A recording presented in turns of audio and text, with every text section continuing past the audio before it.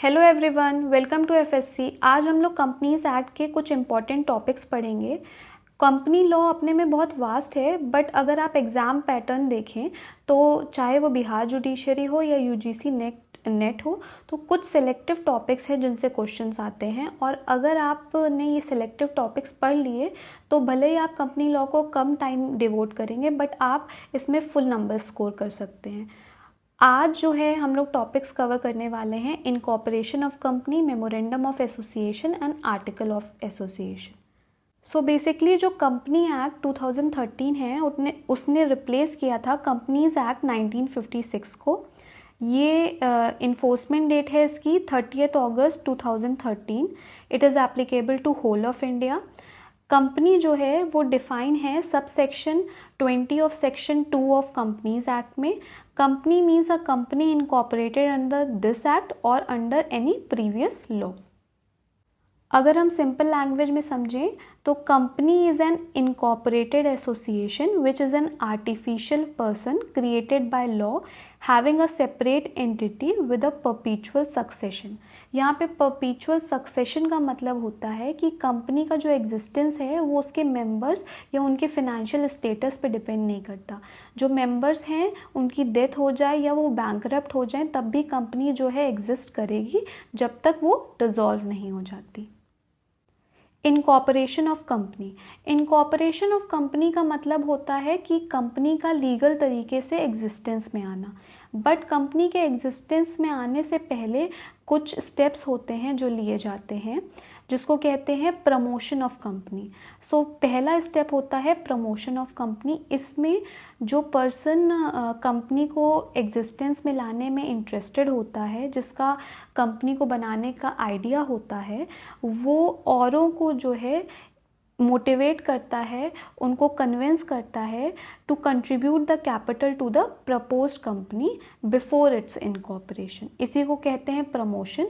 और जो पर्सन ये करता है उसको कहते हैं promoter. Promoter is one who perform the preliminary duty necessary to bring a company into existence. He conceives the idea, develop it and induces the other to join the enterprise. Promoter की जो definition है वो define है sub section 69 of section 2 of companies act में। अब मैंने incorporation का मतलब आपको बता दिया है। जैसे ही कंपनी लीगली इनकॉर्पोरेट होती है उसकी एक डिस्टिंक्ट एंटिटी होती है apart from its investor, director, share holder. Section 2 जो है वो डील करता है इनकॉर्पोरेशन ऑफ कंपनी से। सेक्शन 3 जो है वो बताता है कि कंपनी में be formed for any lawful purpose. अगर मिनिमम 7 पर्सन है तो वो पब्लिक कंपनी होती है, मिनिमम 2 और मोर पर्सन है तो प्राइवेट कंपनी, और 1 पर्सन है तो 1 पर्सन कंपनी होती है। अब steps of incorporation of company. तो कुछ स्टेप्स होते हैं जो लिए जाते हैं for the incorporation of company, जैसे कि टाइप ऑफ कंपनी क्या होगी, रिजर्वेशन ऑफ नेम, और preparation of memorandum of association और आर्टिकल ऑफ एसोसिएशन। फिर कुछ डॉक्यूमेंट्स होते हैं जो रजिस्ट्रार ऑफ कंपनी को जो है फाइल किए जाते हैं, जैसे कि memorandum, article of association, a statement of nominal capital, a notice regarding the address of the office of the company, the list of the director and their consent, a declaration that all the requirement of the act has been complied with.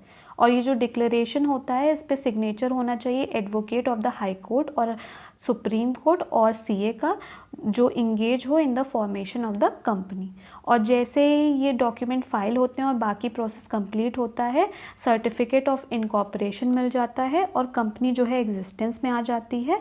उसके बाद company अपना जो business है वो start कर देती है। Characteristic of an incorporated company.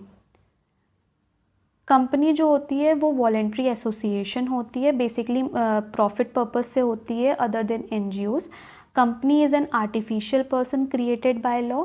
अब क्वेश्चन अराइज होता है जो कंपनी होती है वो सिटीज़न होती है कि नहीं होती है। तो जो कंपनी होती है वो सिटीज़न नहीं होती है। ये बोला गया था state trading corporation of India limited versus CTO, commercial tax officer में। Company is a separate legal entity, corporate personality होती है, पहले ही बता चुकी हूँ। पार्टनरशिप फर्म जो होती है उसकी सेपरेट लीगल एंटिटी नहीं होती है, बट जो कंपनी होती है उसकी सेपरेट लीगल एंटिटी होती है। सोलोमन वर्सेस सोलोमन का केस भी इससे रिलेटेड है। इसमें क्या होता, जो सोलोमन था उसका एक बिजनेस था लेदर और शू मैन्युफैक्चरिंग का। उसके बाद उसने क्या किया, एक कंपनी क्रिएट करी और ये जो बिज़नेस था वो सोल्ड कर दिया उसी कंपनी को। सोलोमन और उसकी जो फैमिली मेम्बर्स थे वो उसके शेयर होल्डर्स बन गए। कुछ टाइम बाद क्या हुआ, जो कंपनी थी वो वाउंड अप हो गई और जो उसकी एग्जिस्टिंग लाइबिलिटीज़ थी और जो एसेट्स थे वो इतने सफिशिएंट नहीं थे कि जो लाइबिलिटीज़ हैं वो फुलफ़िल कर पाएँ। तो जो अनसिक्योर्ड क्रेडिटर्स थे उन्होंने सोलोमन को जो है स्यू करा for the payment of money. अब क्वेश्चन अराइज हुआ, जो कंपनी है वो इंडिविजुअल लीगल एंटिटी है या सोलोमन जो है लाइबल होगा टू द अनसिक्योर्ड क्रेडिटर्स। तो जो कोर्ट है उसने कहा जो कंपनी है वो एक सेपरेट लीगल एंटिटी है। Company has A limited liability. अब क्वेश्चन यहाँ पे अराइज होता है, जो पार्टनरशिप होती है उसमें जो पार्टनर्स होते हैं उनकी लाइबिलिटी जो होती है वो लिमिटेड नहीं होती, पर जो कंपनी होती है उसमें जो लाइबिलिटी होती है वो लिमिटेड होती है। और लिमिटेड कैसी होती है, लिमिटेड बाय गारंटी या limited by share. Limited by guarantee में जो होती है कि जो मेंबर्स होते हैं उनको पेमेंट करना होता है at the time of winding up of the company, जितना अमाउंट उन्होंने गारंटी दी होती है। और कंपनी लिमिटेड बाय शेयर में क्या होती है, जो शेयर होल्डर्स होते हैं उनकी जो लाइबिलिटी होती है लिमिटेड होती है up to the extent of unpaid money और share held by them. Company has a perpetual succession, मैं पहले बता चुकी हूँ। ट्रांसफरेबिलिटी ऑफ शेयर, पार्टनरशिप में जो पार्टनर्स होते हैं वो अपने जितने भी शेयर्स होते हैं उनको ट्रांसफ़र नहीं कर सकते हैं, और अगर उनको करना होता है तो उनको कंसेंट चाहिए होती है ऑल द पार्टनर्स की। ठीक है, सारे पार्टनर्स की कंसेंट चाहिए होती है, बट जो कंपनी होती है उसमें जो शेयर होल्डर्स होते हैं वो अपने जो शेयर्स होते हैं वो ओपन मार्केट में जाके सेल आउट कर सकते हैं और अपना जो इन्वेस्टमेंट है वो वापस ले सकते हैं without withdrawing money from the company. Common seal होती है कंपनी की, but as per the companies amendment act 2015 ये जो कॉमन सील वाला कंसेप्ट था वो ऑप्शनल कर दिया गया है। सेपरेट प्रॉपर्टी होती है, capacity to sue and be sued, contractual right होती है कंपनी के पास। लिमिटेशन ऑफ एक्शन होता है, सेपरेट मैनेजमेंट होता है, कंपनी जो है टर्मिनेट हो सकती है by the procedure of winding up. अब हम समझते हैं मेमोरेंडम ऑफ एसोसिएशन क्या होता है। सो मेमोरेंडम ऑफ एसोसिएशन जो है एक डॉक्यूमेंट होता है जिसको चार्टर ऑफ द कंपनी भी कहा जाता है, जो बताता है कि कंपनी किस फील्ड में बिजनेस करेगी, उसका ऑब्जेक्टिव क्या होगा, टाइप ऑफ बिजनेस क्या होगा और प्लान क्या होगा जो कंपनी अंडरटेक करेगी। बेसिकली ये जो मेमोरेंडम होता है ये लिमिट करता है action of the company. Definition जो है एमओए की वो डिफाइन करी गई है subsection 56 of section 2। Memorandum means memorandum of company as originally framed और as altered from time to time in pursuance of previous company law और of this act. So basically purpose क्या होता है एमओए का, जो एमओए होता है वो शेयर होल्डर्स को एक बेसिक आइडिया देता है about the company and understand the risk involve in their investment. और जो आउटसाइडर्स होते हैं जो कंपनी के साथ कॉन्ट्रैक्ट करना चाहते हैं उनको एक ऑब्जेक्ट बताता है कि ऑब्जेक्ट क्या है कंपनी का और जो कॉन्ट्रैक्ट है वो फॉल करेगा उस ऑब्जेक्ट के अंदर कि नहीं। Features of MOA, it states the nature of the business activity undertaken by the company. MOA is prepared by the promoter, signed by 7 person in the case of public company and 2 person in the case of private company. MOA is submitted to the registrar of the company to get a certificate of incorporation. It is generally considered as unalterable charter as it is very difficult to amend. Or most important, it is a public document. Content of MOA: name clause, registered office clause, object clause, liability clause, capital clause and association clause. Short में अब हम इन clauses को देख लेते हैं। Name clause, basically जो name होना चाहिए वो रिजेंबल नहीं करना चाहिए किसी अदर कंपनी के नेम से, मिसलीडिंग नहीं होना चाहिए। नेम के एंड में लिमिटेड होना चाहिए in the case of public limited company and private limited होना चाहिए in the case of private limited company. Registered office होना चाहिए कंपनी का जैसे ही बिजनेस स्टार्ट हो, या तो इनकॉर्पोरेशन के 30 डेज़ के अंदर एक ऑफिस सेटअप हो जाना चाहिए, which ever is earlier. Object clause जो है वो डिफाइन करता है एंड कन्फाइन करता है scope of the companies power. Liability clause जो है वो प्रोटेक्ट करता है शेयर होल्डर को, उनकी लाइबिलिटीज़ जो है लिमिटेड होती है शेयर होल्डर्स की in company. The kind of limited liability क्या होती है? Limited by share and limited by guarantee. We have already discuss that. Capital clause. Capital clause states the amount of the share capital by which the company is proposed to be registered. अब आता है article of association. MOA जो है वो बताता है object क्या होगा कंपनी का। एओए जो है वो बताता है rules and regulation for an internal management of the company. Basically ये बताता है कि जो डायरेक्टर्स हैं उनकी पावर क्या होंगी, फंक्शन क्या होगा, अदर जो ऑफिसर्स हैं उनकी क्या फंक्शन होगा, उनका क्या पावर होगी। डेफिनीशन जो है सबसेक्शन 5 ऑफ सेक्शन 2 में डिफाइन है। AOA as originally framed or as altered from time to time or applied in pursuance of any previous company law or of this act. Purpose of AOA क्या है? They define the power of the officer. They also establish a contract between the company and members and between the member inter se. Important points on AOA. जो MOA होता है वो subordinate होता है memorandum of association of A company, and any article that's go beyond MOA will be deemed ultra vires. अगर conflict होता है MOA और AOA के बीच में तो मेमोरेंडम ऑफ एसोसिएशन जो होता है वो प्रिवेल करता है, and in case of any ambiguity और uncertainty regarding the detail in the memorandum of association it should be read along with article. Section 6 जो है वो बोलता है that companies act will override memorandum articles etcetera. So we can say that memorandum of और article of association जो होते हैं वो कंट्रावेन नहीं करने चाहिए कंपनीज एक्ट को। Difference between MOA and AOA। जो MOA होता है वो डॉक्यूमेंट होता है containing all the condition which are required for the registration of company, और जो AOA होता है वो कंटेन करता है rules and regulation for the administration of company. ये डिफाइन है सबसेक्शन 56 ऑफ सेक्शन 2, और AOA जो है वो डिफाइन है सबसेक्शन 5 ऑफ सेक्शन 2 में।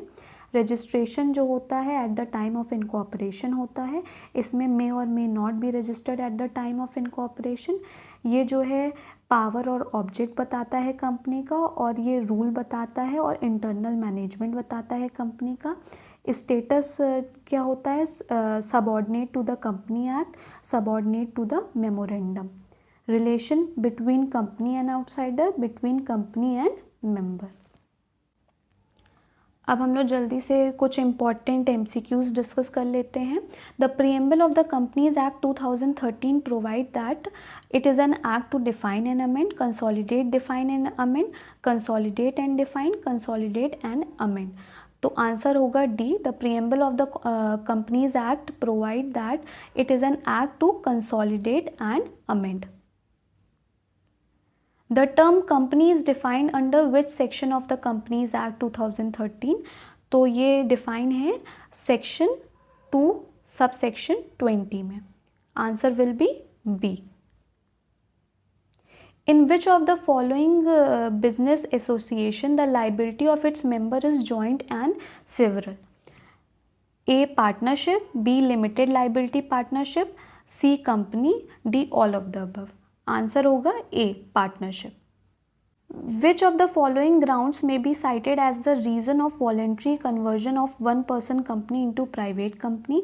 ए. The member increasing from 1 to 2 और मोर, increasing the number of the director, both A and B, either A and B. Answer होगा D, either A and B. One person company may be converted into public or private company by automatic conversion, B. voluntary conversion, C. conversion of such company is not possible, E. either A or B. Answer होगा D, either A or B. One person company may be founded by A. artificial or natural person, B. natural person only, C. natural person who is citizen of India, and D. any of the above. So answer will be C, natural person who is citizen of India. In Companies Act 2013, the maximum number of member of private limited company has been changed from 50 to A 75, B 100, C 125, D 200. Answer होगा D 200. अब यहाँ पे documents mention है और उनके purpose mention है. तो prospectus का पर्पस क्या होता है? Invitation for investment. MOA का होता है disclosure of the objective of the company. Debenture certificate का होता है bond issued by the company. And AOA का होता है rule for internal governance. So answer होगा D. Company is vested with distinct corporate personality from the member who compose it was held in Solomon versus Solomon and Company, Dilemma Company Limited versus Continental Tire, Bridge, and D है none of the above. So answer होगा A, Solomon and versus Solomon and Company. Memorandum of Association is a public document, private document, either A or B, both A or B. Memorandum of Association is a public document. Answer होगा A. Which section of the Companies Act 2013 deal with alteration of MOA? Section 15, Section 14, Section 13, Section 12. Answer होगा C, Section 13. आपके सारे topics के MCQs हो गए हैं. अब next video में हम लोग पढ़ेंगे जितनी भी इम्पॉर्टेंट डॉक्ट्राइन्स हैं और उनसे बहुत क्वेश्चंस आते हैं. सो अब हमारे चैनल को सब्सक्राइब कर लीजिए ताकि आपको नोटिफिकेशन मिल जाए regarding the same. Thank you for watching.